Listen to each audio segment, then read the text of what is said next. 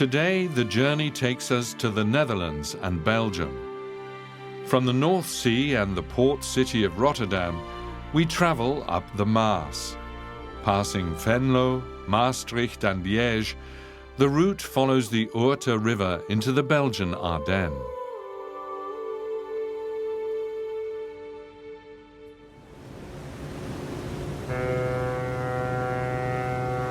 The port of Rotterdam. Here, where the Rhine and its tributary, the Maas, flow into the North Sea, is the starting point of a waterbound journey through the Netherlands and Belgium.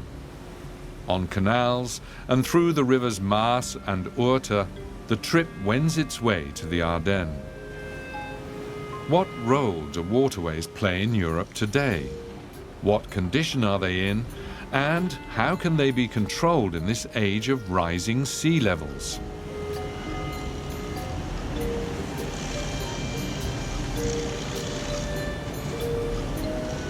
We begin at the loading terminal of ThyssenKrupp. Untold quantities of ore and coal for steel production are reloaded around the clock by the cranes in Rotterdam. Pusher tugs bring the material to the blast furnaces of the Ruhr Valley. A convoy of 4 transport units known as lighters carries 11,000 tons of cargo.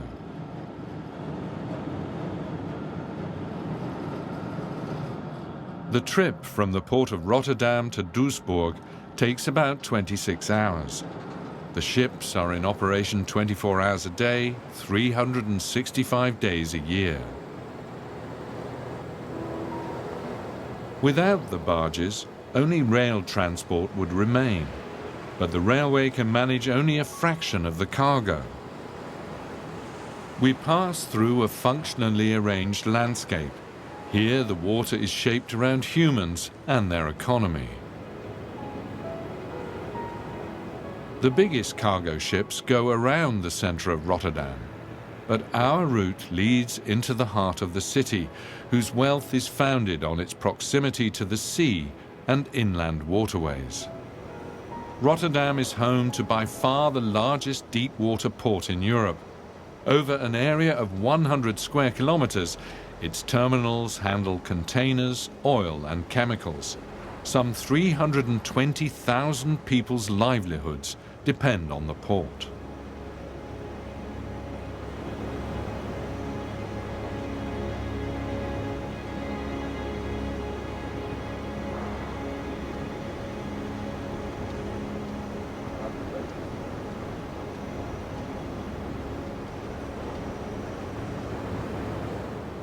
Rotterdam, the leading center of industry and trade in the Netherlands, lies largely below sea level and is protected by dikes. The city center was completely destroyed by a German air raid during World War II. In reconstructing the city, urban planners opted for a radical new beginning. Many buildings are deliberately modern and avant-garde. Rotterdam is home to many renowned architecture firms. In neighboring Delft, people are experimenting with a new form of construction and planning. Architect Koen Olthuis no longer builds his buildings on land, but exclusively on the water.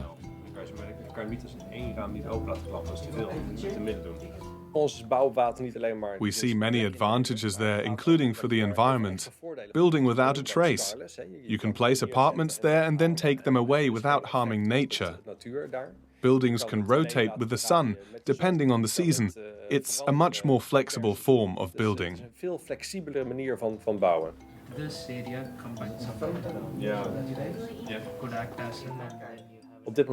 Normal houses stand for at least 50 years, while everything around them changes. Politics, the economy, the people. But on the water, you can turn buildings, move them, and take them away. This makes the city more flexible, and we can respond much better to its needs.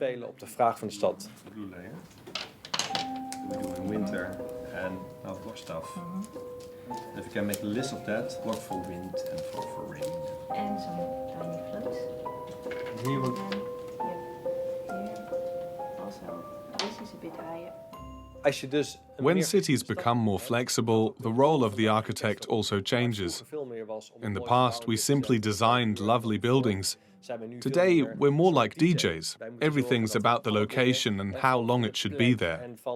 We have a lot of parameters we can tweak to achieve greater balance in the city. The Netherlands, 1/4 of which is below sea level, is densely populated. Land for construction is expensive. The people live by and with the water, but actually living on the water is only now being tested. In Dordrecht, east of Rotterdam, Koen and his team are building single-family homes, which, though connected to the land, rise and fall with the water level.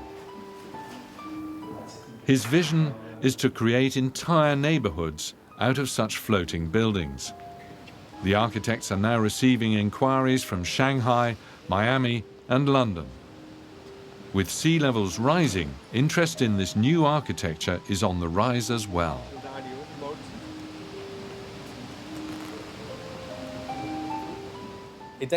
I'm a big fan of the saying, green is good, but blue is better. Sustainability and environmental protection are very important, but we should include water in that much more than we do. Seeing living on the water as an opportunity is new. It was long associated with risks. The city of Dordrecht was turned into an island by a flood in the 15th century.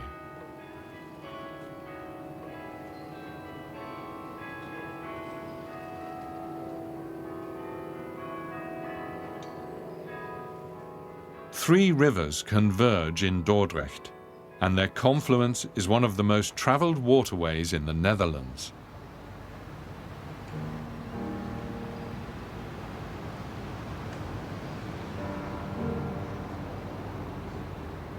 The journey heads southeast via the Oude Maas and several branches.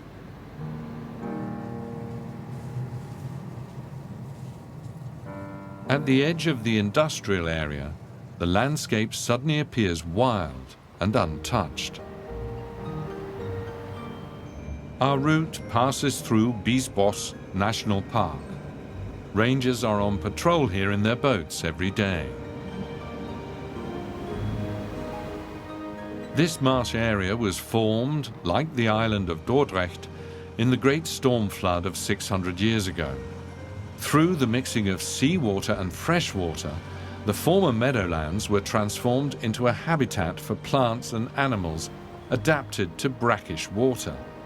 In the vast jungle of human infrastructure, the area almost seems a foreign element. Perhaps areas like the Biesbosch are a luxury that society grants itself. But perhaps they are also important to the integrity of the continent as a whole. The journey continues upstream via the Bergische Maas. This waterway intersects Rijksweg 27, one of the most important motorways in the Netherlands. Here the Maas forks into two branches. Between them, the Overdiepse polder, an artificial peninsula created for agriculture.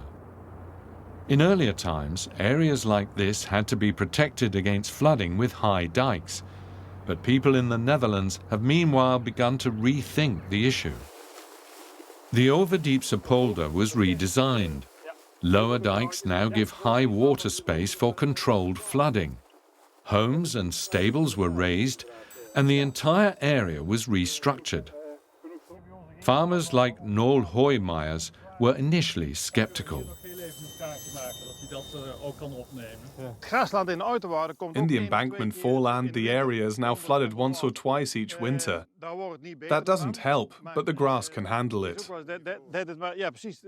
We can't be too close-minded about it. In spring, it might take a bit more time to recover, but then we just fertilize 4 weeks later. It was our conscious decision to stay here. Not to mention, and this is very important, that the government said it would cover damages. If something like this happened 2 or 3 years in a row, we wouldn't have a harvest. In that case, you would see for sale signs everywhere around here. It's not our problem, but society's as a whole. And we want to help. The state says, okay, then you won't have to bear the severest consequences. It assumes the risk, and we are compensated. The redesign of the dike is part of the large-scale Delta program, with which the Netherlands is responding to rising sea levels. Project manager Koos Berskens had to do a lot of persuading.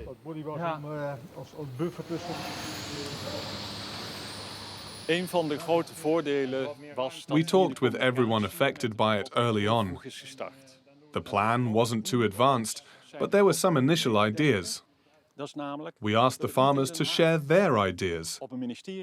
We wanted to ensure that it wasn't just the ministry in The Hague that decided, but the water authorities, towns, districts and the ministry together. After devastating floods in the 1990s, it first appeared that the dikes would have to be made higher and higher. Today, the idea is to deliberately open up some areas for flooding. With the new challenge of climate change, we are learning that the word delta, i.e. the finding of solutions, is actually larger than the 4-year legislative terms of our democracy. We need guidelines that apply over decades, legal regulations and financial resources that are independent of the decisions that are remade every 4 years. The Delta program is therefore very important and shows that it is possible to create guidelines for the development of our country.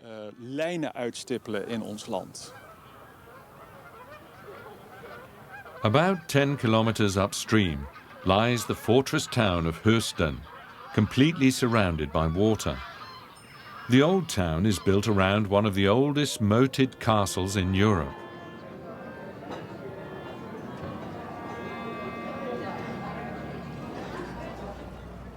We proceed further east on the Maas.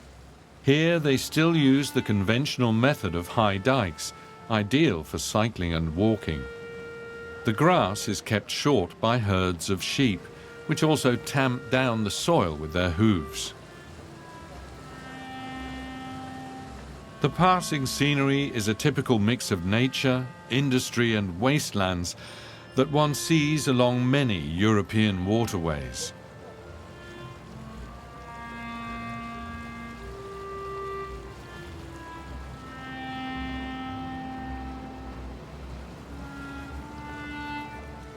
After an hour and a half, we branch off the main channel of the Maas and come to 's-Hertogenbosch, capital of the Dutch province of North Brabant. Surrounded by a swamp, the medieval city was once regarded as impregnable. Today, the Binnendietze, the city's sprawling canal system, can be explored by boat.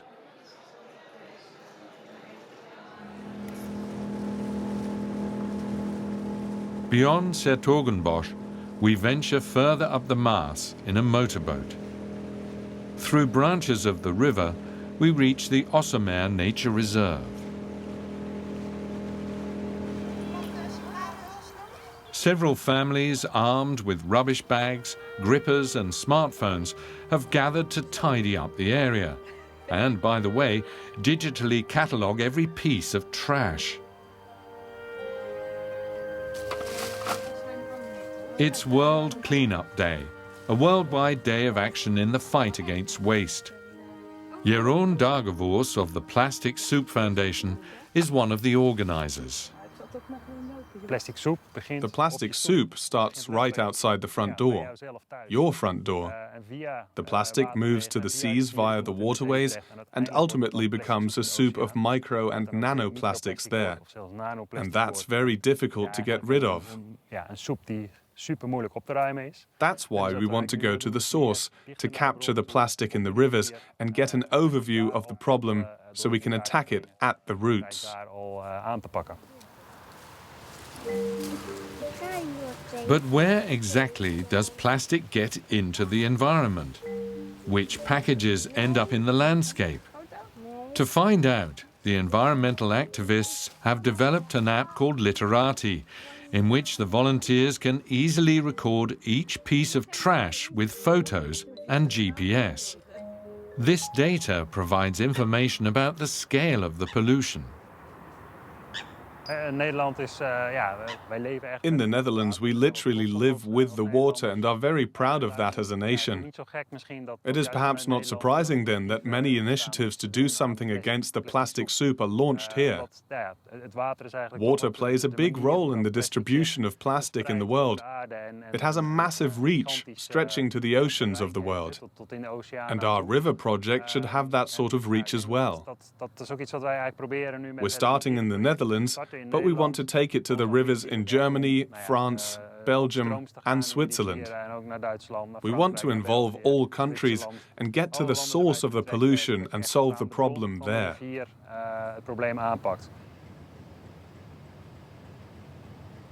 A few kilometers to the northeast, the Maas passes the steam pump station de Tuut, built in 1918. Of the 34 stations of this type that once existed in the region, de Tuut is the last one remaining, as a museum exhibit.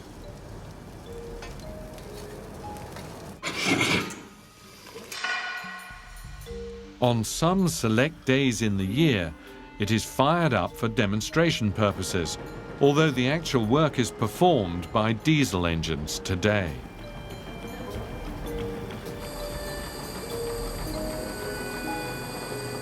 Only a few people still know how the facility works.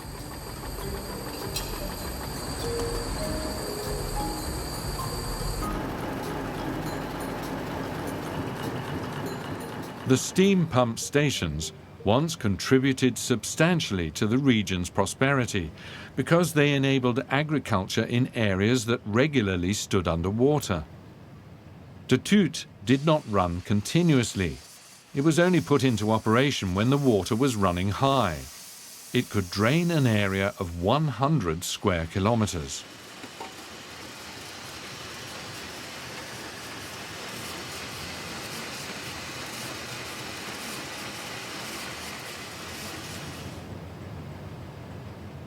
De Tuut reminds us of the engineering feats that were necessary to make large parts of the Netherlands into the landscape we know today.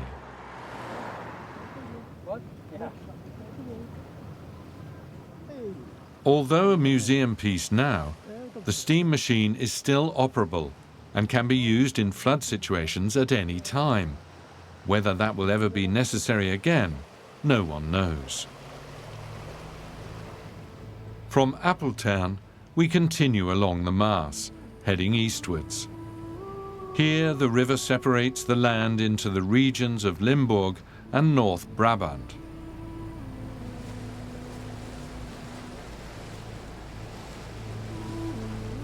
Further onwards, we skirt the Leukemeer, popular with leisure boats and holidaymakers.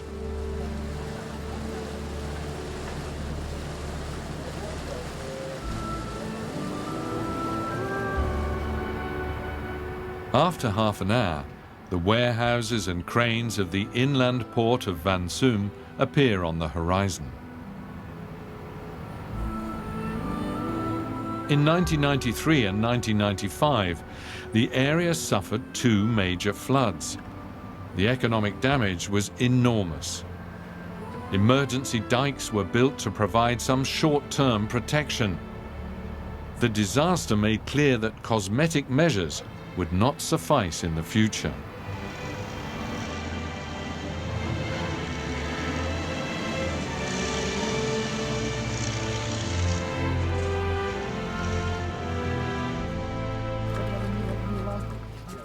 Hydraulic engineer Keesjan van den Herik is responsible for the Oojen-Wanssum Regional Development Project.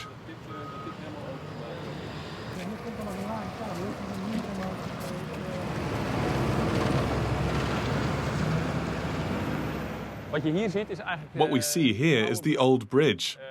It is very small, but this raised road blocked this entire branch of the Maas as it used to flow.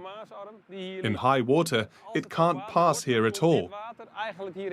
And that's why we're now making this much larger.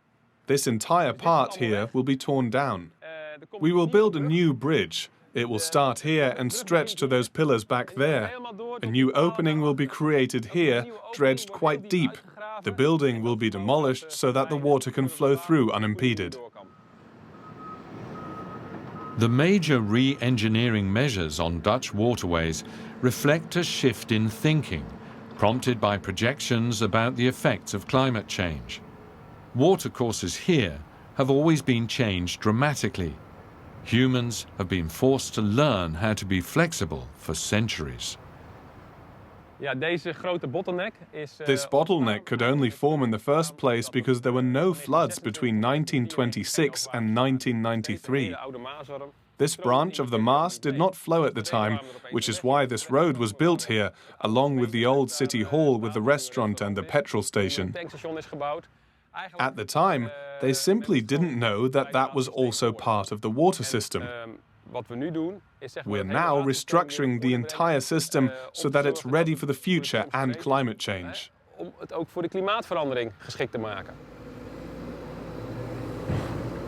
Their pragmatic approach to water, its use and its delimitation has made the Dutch specialists in the field. Their expertise is in demand around the world.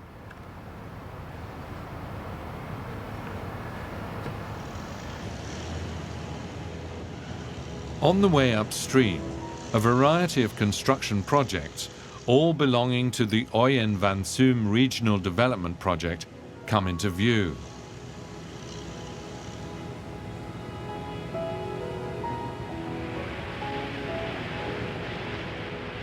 At this location, the Maas is developed for large vessel traffic.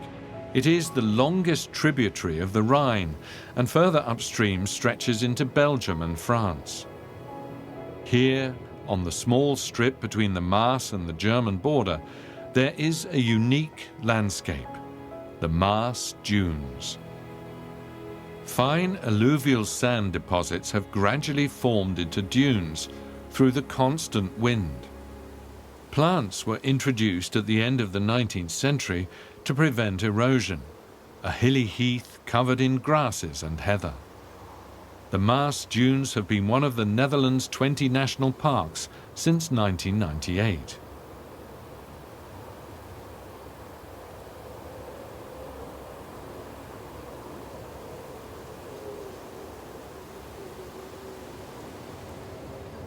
About 15 kilometers south of the Maas Dunes, the river passes the city of Venlo. With its roughly 100,000 inhabitants, it is considered a small, big city. The Romans were here. It's a strategically favorable location because shipments traveled, more than now, via waterways. Venlo was a coveted spoil for various occupiers and was ruled by Spain and France at different times. Today, the old town draws German and Belgian tourists who come to shop. One popular setting for photographs is the City Hall building from the 16th century. It has served as a prison, an auction hall for eggs, and a telephone exchange.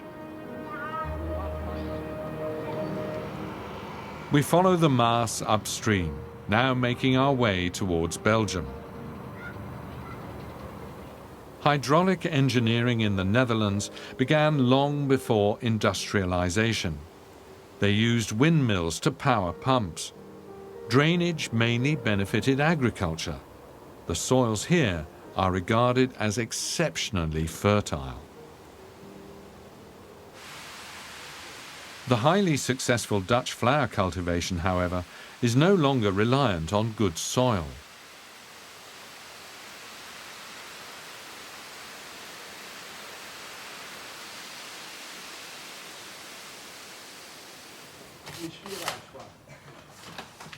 In a modern greenhouse, the degree of automation is high. In this family-run operation, plants are grown throughout the year in an area larger than 2 football pitches. The employees raise millions of flowers here. The Netherlands is by some distance the biggest producer of ornamental plants in the world.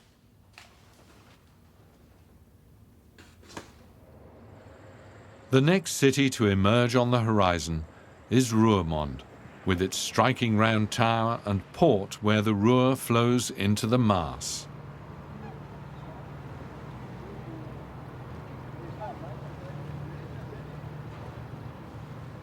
The port is also home to black swans.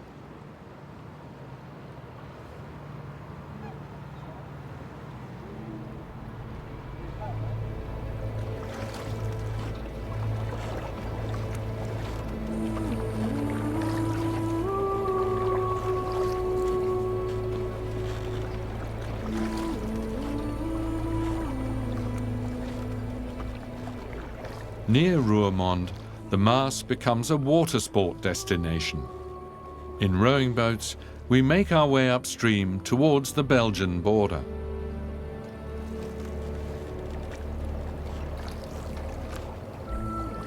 The Rowing Association of Roermond has been in existence since 1896. Today the club is called Aeneas, named after a figure of Greek mythology.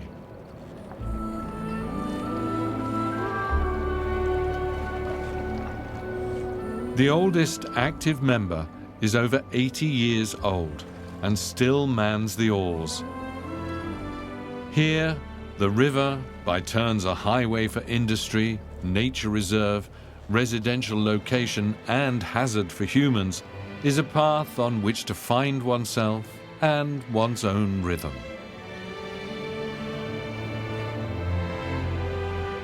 South of Roermond, the Maas is a border river between the Netherlands and Belgium.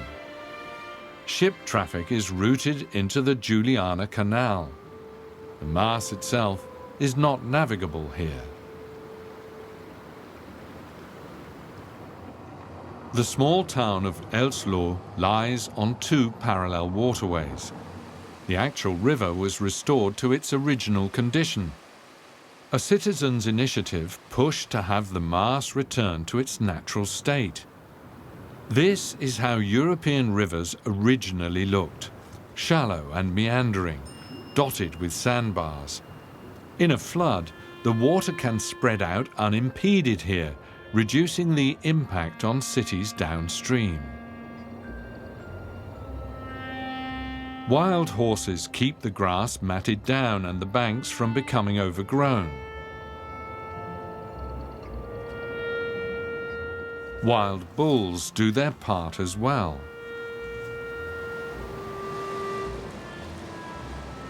Maastricht, half an hour upstream.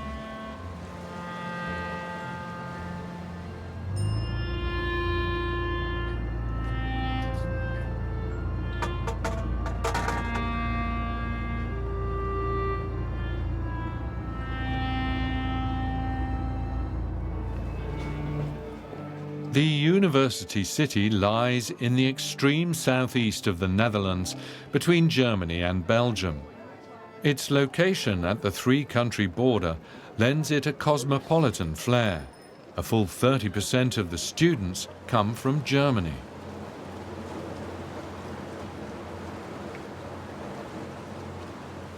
We continue southwards aboard a pleasure steamer.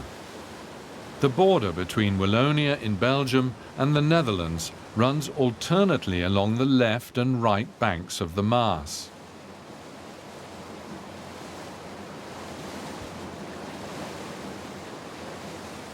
Then, the Belgian city of Liège, cultural centre of the French-speaking province of Wallonia.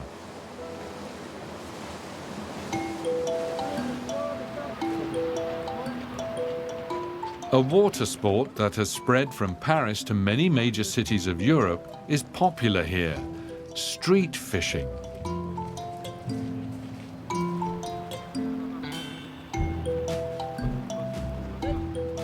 The trend is distinguished from good old angling mainly by its hip attitude and coolness factor. Liège has an active scene that is by no means put off by inclement weather.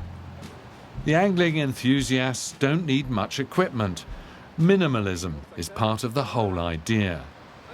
The perch is not destined for the frying pan, but a photographic trophy on social media. Then it is returned to the water. At this point in Liège, the Ourthe flows into the Maas from the right. Before us lie the Ardennes, a hilly forest region that spans Belgium, France and Luxembourg.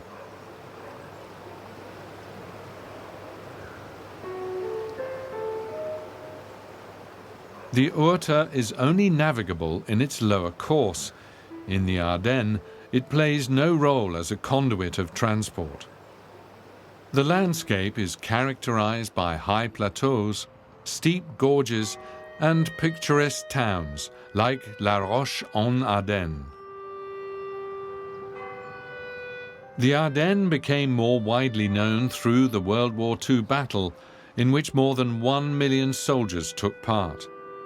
Hitler's attempt to wreak major damage on the Allies with an offensive failed in the winter of 1944. In a valley near Érezé, large round water basins catch the eye. They serve as a way station and breeding grounds for an aquatic species that was absent from the Ardennes for decades.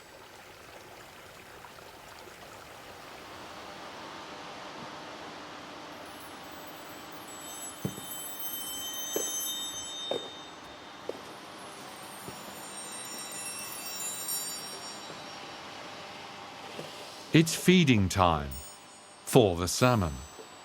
An international program with funding to the tune of millions is working to advance the reintroduction of salmonids in the river of the Ardennes, as well as the Netherlands. As head of the program, Xavier Rollin has been working on the ambitious reintroduction project for many years.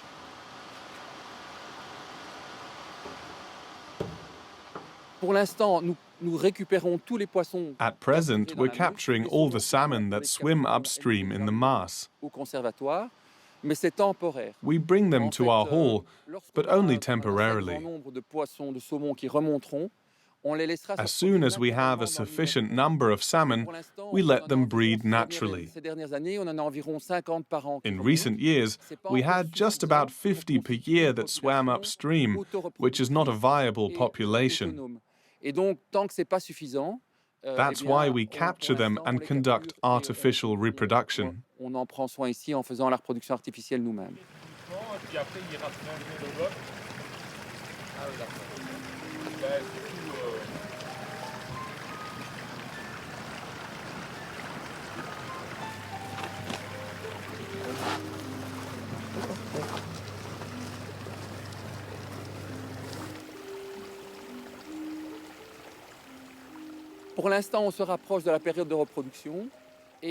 are currently approaching the reproduction period. The males get very aggressive toward the females. So we have to separate them until the breeding time in order to ensure that the females are not injured by the males.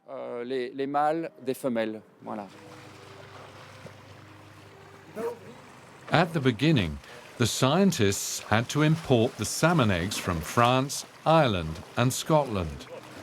Then the breeding started, followed by release into the Ourthe. The first specimens have, meanwhile, completed the migration to the sea and back for the first time in many years. One reason for that was the improved water quality in the Ardennes.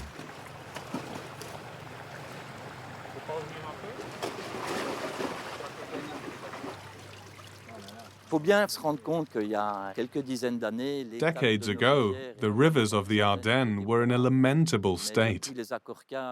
But in 2015, the EU required the country to ensure good water quality.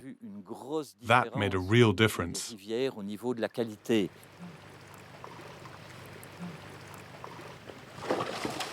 The biggest obstacle for salmon migration, however, is the tide locks that protect the Netherlands against flooding downstream.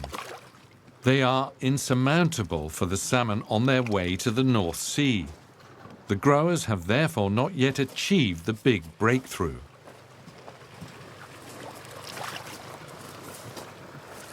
International agreements have yielded some grounds for optimism. Openings for fish are now installed in tide locks and other locks. Yet climate change threatens to bring new problems.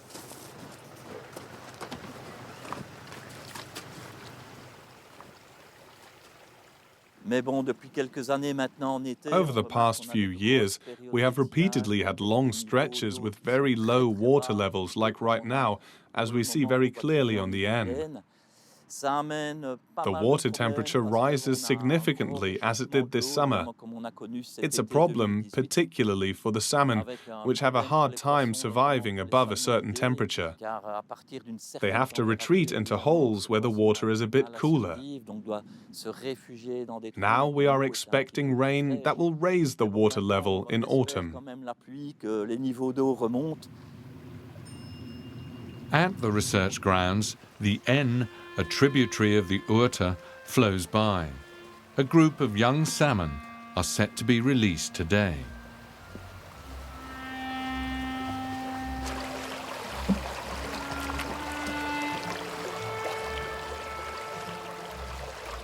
The idea is for the paar, the name for juvenile salmon, to find their way from here, through the Ourthe, the Maas and the Rhine, into the North Sea and then return for spawning.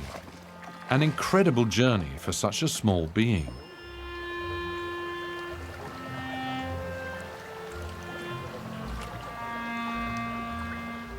The habitat of water has moved me since I was a child because it is a very mysterious world. I always wanted to find out how life in the water works. What is present there? What is hiding in the water? Because there's a lot you don't see. And the salmon is a special symbol with a complex life cycle, which stretches from fresh water all the way to the sea. It has to do with the complexity of life and its mysteries. And that really touches me.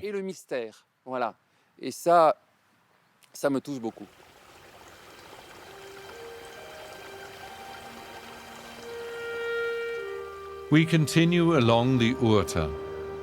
We pass by Doorbuie, reputed to be the smallest city in the world, across the high plateau of the eastern Ardennes, which now in autumn is shrouded in clouds. All the way to the reservoir of Nisramont.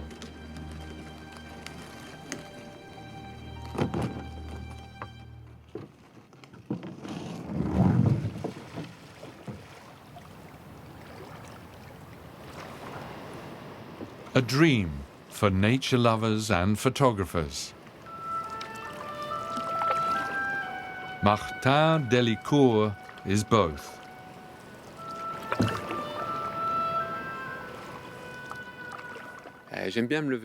I like to wake up very early in order to be out in nature before the sun comes up, when the first light shines through between the trees. In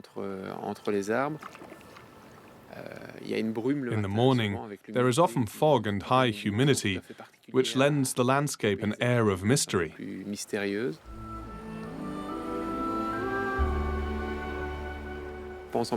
lake of Nisramont in particular, it's a little Canada, magical, especially in autumn because of the colors.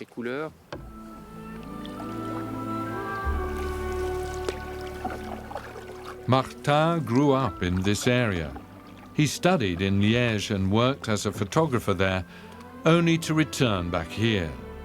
The landscape around the lake is both a photographic motif and his home.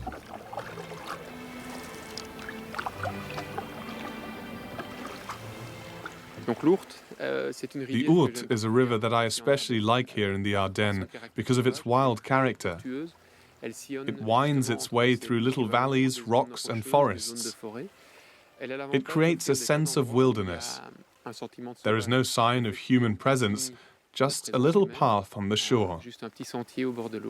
These are places that are very interesting photographically. You can capture unique scenes that evoke memories of nature without people.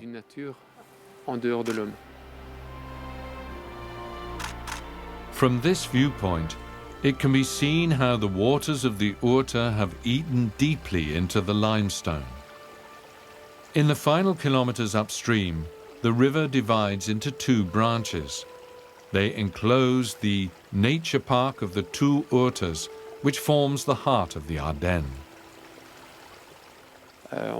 We all have a smartphone that constantly tries to contact us. But here, without a network, we can re-establish a dialogue with our thoughts, our memories, and that is very important.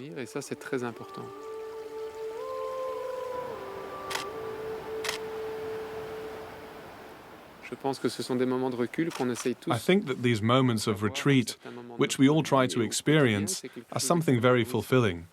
It allows us to bring balance to our lives and attempt to avoid being consumed by stress, which at times is very intense. Our journey along the Maas and the Ourthe ends in the Ardennes. It has revealed the many faces of European waterways. Just how humans and the climate will shape it in the future remains to be seen.